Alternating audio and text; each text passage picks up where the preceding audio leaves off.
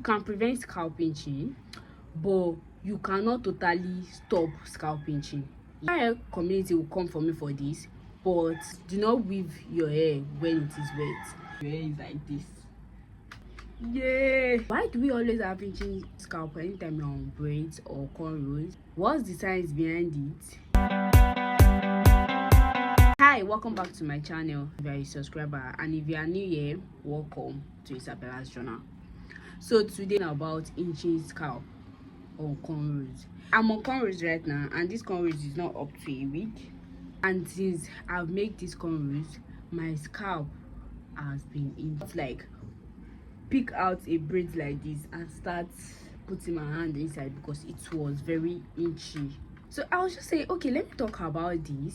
Let me make my research. Let me check if it's just me, for me to find out that it is a general thing. It happens to people too, and it is not just me. It is very common. Find out that it's not only cornrow braids or you weave your hair. Like, whenever I make braids myself, my scalp is not always itching that bad. Only if it is dirty or if it is too tight. But my cornrows in general, they are always itchy. Not only cornrows, even shuku. Whenever I weave my hair sharp. In this video, I'll be talking about what causes scalp itching, how to prevent scalp itching, what's the solution to scalp itching. I only talk about cornrows here because I've not really experienced scalp itching very bad like this on braids, but like my cornrows are always terrible. So let me talk about why we always have scalp itching. You know, when you part your hair and you are about to weave your hair, weave the hair right now, you from the front of your hair, you start dragging, then you mat it inside. You start dragging, then you mat it. So now you are causing tension to this first part of your hair, because the more you go, the more you are causing tension on this part, and the more you are dragging the hair back.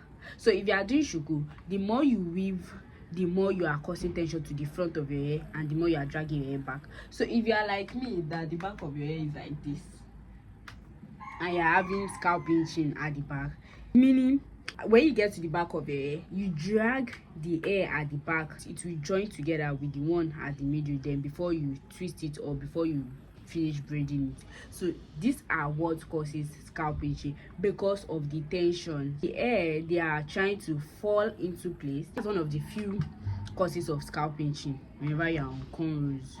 Weaving to the back, I already caused tension to this place, and I already caused tension to the back of my hair right here. Number two, your hair is dirty before you weave. When your hair is dirty and you weave your hair, it causes scalp itching. Number three, when you have dandruff or you have lice on your hair. When you have lice on your hair and you weave your hair, the lice are now inside the weave.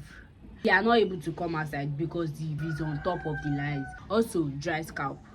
When you have dry scalp and you already expose your hair to heat or anything, your scalp will start itching you. When you expose your hair to heat, sleeping at night, and you're always on bonnet, it will always cause scalp itching. I would say it's bad to use bonnet, but like when your bonnet is made of cotton, not silk, you always have scalp itching. So whenever you want to sleep, make sure you are using a silk bonnet or a silk durag, and immediately you woke up, open it, because when you keep your hair in it all through the day, way fresh air will pass through your scalps or your hair follicles. That way it will cause itching. Heat, dandruff, lice, and the way we weave our hair. Also, tight weaving. If you don't want a terrible scalp itching, make sure your weaves are not too tight. For me, that's all the causes of scalp itching on cornrows that I know of and I've heard of. Basically, how to prevent scalp itching. Number one, do not use a cotton bonnet because it causes it, so you don't want it on your scalp. Number two, make sure your hair is exposed to fresh air or air in general. Also, avoid tight braids. So when a stylist is making your hair, immediately you notice braids are tight, warn them, tell them to either release their hands or stop braiding hair. And that's even the worst you can do to your hair. Don't pour water on your hair. Okay, I know a lot of people say, why would I pour water on my hair? I do wash my hair whenever I'm on braids or cornrows. Yes, you can wash your hair, but make sure that after washing your hair, you dry up your hair properly. So if you pour water on your hair, make sure you dry your hair. So avoid pouring water on your hair. If it is avoidable, try and avoid it. You can use hair dryer, you can stay under a fan or something. Just make sure you dry your hair properly before covering it or before going out or before using wig or something. Avoid pouring water on your hair often. All those heat will accumulate on your weave and they start causing scalp itches. Sometimes they can even cause dandruff. Avoid frequent manipulation. Don't manipulate your hair often. So what trigger scalp itching is first pouring water on your hair. Like I said before, doing the how to prevent it. You can pour water on your hair, you can wash your hair, but make sure you dry your hair up your hair properly. That's what trigger it. Just try and avoid water as much as possible on braids, on your cornrows. Also avoid heat. I know heat is not avoidable because some people they naturally have sweaty scalp. If you have sweaty scalp like that, you don't want to pour water on your braids to trigger the scalp. Also, hair community will come for me for this, but do not weave your hair when it is wet. Like I said, naturally they will come for me that why do you have to dry up your hair before you weave your hair? Isn't it our natural hair or something? And like I said, when your hair is wet, the follicles are not it. So try as much as you can to dry up your hair before weaving it. So there are different methods of your hair before weaving. You can blow dry, you can draw African threading, you can even stretch your hair in braids. You can just put it in jumbo braids and the next day you make your hair.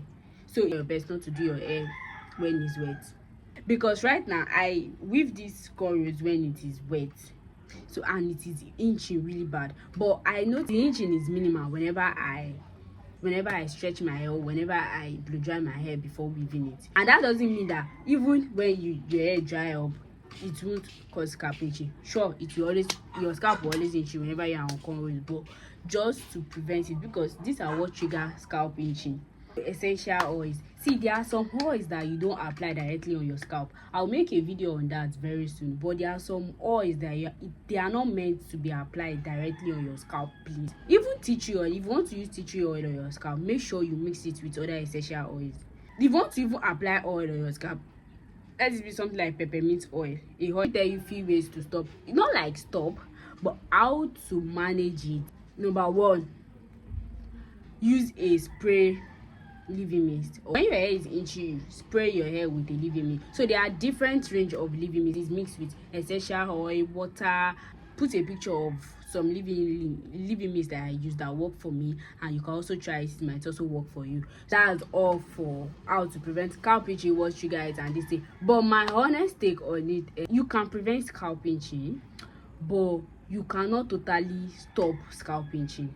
Yeah, the only way you can stop scalp itching is to losing your hair, because even the leave-in mist that I'm talking about, the peppermint that you have to use on your hair, they can only, for the main time, they can only help, but as time goes on, it will start itching again. So just try and make sure you avoid things that will cause scalp itching. The more you avoid it, the less scalp itching you get.